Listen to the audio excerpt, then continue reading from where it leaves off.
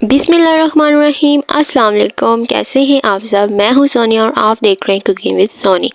अल्लाह बरकत दे आपके खानों, आपके रिज़्क, आपके ज़ायकों में, और अल्लाह आपको हमेशा अपनी हिफ्ज़ अमान में रखे। मेरे प्यारे दोस्तों, आज मैं आप लोगों के साथ बहुत ज़बरदस्त और बहुत टेस्टफुल पोटैटो स्नैक्स की रेसिपी लेके आई हूँ। ये स्नैक्स आप बच्चों को लंच बॉक्स में दे सकते हैं, डिनर में खा सकते हैं, इवनिंग स्नैक्स में यूज़ कर सकते हैं, लंच में। बहुत टेस्टी, बहुत क्रिस्पी होने वाले हैं ये स्नैप और बहुत इजी से हैं। तो बहुत क्विक एंड इजी रेसिपी है, कोई इसे इतना ज़्यादा टाइम नहीं लगता। जस्ट 15 to 20 मिनट्स में ये ज़बरदस्त स्नैक्स रेडी हो जाते हैं। तो लेट्स स्टार्ट द वीडियो। सबसे पहले यहाँ पे मैंने 3 अदद बॉयल हुए हुए आलू ले लेने हैं। आलू लेने के बाद इसको अच्छी तरह से मैश कर लेना है। आलू को मैश करने के बाद इसमें 1.5 टीस्पून यहाँ पे मैंने नमक ऐड किया है। इसके बाद मैंने 1 टीस्पून कटी हुई लाल मिर्च ऐड की है, 2 टीस्पून पिसा हुआ धनिया ऐड किया है यहाँ पे मैंने, और 1 टीस्पून हल्दी ऐड की है, 1 टीस्पून अजवाइन ऐड की है। अजवाइन बहुत अच्छी होती है। और इसके बाद मैंने यहाँ पे 1 टीस्पून तंदूरी मसाला ऐड किया है।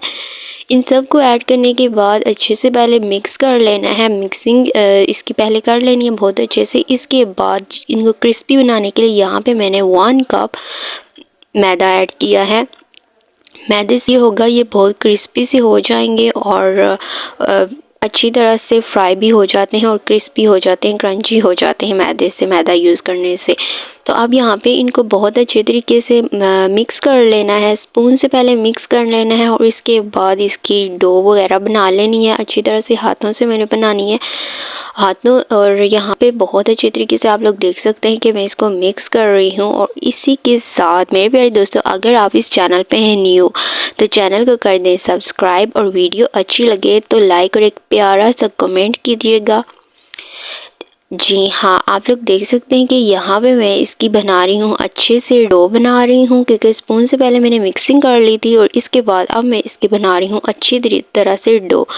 आप लोग देख सकते हैं कि ये बिल्कुल चिपक नहीं रहा, कुछ भी नहीं हो रहा, क्योंकि मैंने इसमें मैदा ऐड किया। कोई ऐसा इंग्रेडिएंट्स ऐड नहीं किया कि जो किसी घर में अवेलेबल ना हो। ये सारी चीज़ें इसीलिए हर घर में मौजूद होती हैं। अब यहाँ पे इसकी बना लेनी है, अच्छी तरह से डो बना लेनी है, ताकि अगर कोई आलू का कोई भी रह गया हो या कुछ भी चीज़, तो वो इसमें अच्छी तरह से मिक्स हो जाए। जी हाँ मेरे प्यारे दोस्तों, यहाँ पे इसकी डो हो गई है रेडी। और इसके बाद मैंने ले लिया है एक बेलन, इसको अच्छी तरह से ऑयल से ग्रीस किया है, और एक जिसमें आटा वगैरह गूंथते हैं उस वो ले लिया है और उसको ग्रीस कर लिया है। और इसके बाद इसके ऊपर ऑयल से इनको पहले अच्छे से ग्रीस कर लेना है। ग्रीस करने के बाद बेलन की मदद से इसकी एक गोल शेप में रोटी सी बना लेनी है। बहुत पतली ना हो, बस मीडियम साइज़ की बनानी है, क्योंकि और ये नीचे बिल्कुल नहीं चिपकेगी क्योंकि नीचे ऑयल यूज़ किया हुआ है। अब बनाने के बाद इसको स्नैक्स में की शेप्स दे देनी है। यहाँ पे मैंने इसकी शेप साइड से पहले जो एक्स्ट्रा है वो उतार देना है छुरी की मदद से, और इसके बाद इनको एक अच्छी सी शेप दे देनी है। शेप्स आप कोई अपनी मर्ज़ी से भी दे सकते हैं। यहाँ पे मैंने इस तरह से इनकी शेप बना ली है। शेप बनाने के बाद इसको इसी तरह बहुत ज़्यादा, जी हाँ मेरे प्यारे दोस्तों, आप लोग देख सकते हैं कि इसको आप मैंने कर लिया है 3 पीसेस में डिवाइड कर लिया है, 3 पीसेस में इसको कट कर लिया है। 3 पीसेस में बहुत अच्छे तरीके से इसको कट करने के बाद इसको ट्रायंगल की शेप्स दे दी है मैंने। और आप लोग चाहें तो आप इसको गोल शेप भी दे सकते हैं, कोई और भी शेप्स इसकी बना सकते हैं, कोई इतना इशू नहीं है। मैं इन्हें यहाँ पे जस्ट इसकी लुक अच्छी करने के लिए इसको ट्रायंगल की शेप्स दे दी है। और इस तरह इसकी शेप्स देने के बाद बहुत सारे स्नैक्स मैं यहाँ पे बना रही हूँ, पोटैटो स्नैक्स। और इस तरह से एक ट्रायंगल शेप्स देने का ये भी फ़ायदा है कि एक जो पीस होगा उससे 3 या 4 स्नैक्स तो इजीली बन सकते हैं। आप लोग इसको और भी शेप्स दे सकते हैं। यहाँ पे मैंने बना लिए हैं बहुत सारे स्नैक्स सॉरी। और इसी के साथ अगर आपको मेरी वीडियो अच्छी लग रही है तो kindly subscribe this channel and don't forget to like. تو یہاں پہ ہو گئے ہیں ہمارے بہت سارے سنیکس ریڈی. میں آپ لوگوں کو اٹھا کے دکھا دیتی ہوں ون بائی ون کر کے. یہ دیکھ لیں یہ کتنا اچھا سا ریڈی ہو گیا. اس کے بعد آئل جو ہے وہ اچھی طرح سے گرم کرنا ہے. آئل جب اچھے سے گرم ہوگا تو یہ ٹوٹیں گے نہیں اور بہت اچھے سے سنیکس ریڈی ہو جائیں گے. پھر اس کے بعد آئل جب اچھے سے گرم ہو جائے گا ون بائی ون کر کے ڈال لینے ہیں. میں نے بہت زیادہ سنیکس آلریڈی بنا کے رکھ دیے تھے اور اس کے بعد میں نے آئل گرم کر کے یہاں پہ میں ون بائی ون کر کے ان کو آئل میں ڈال رہی.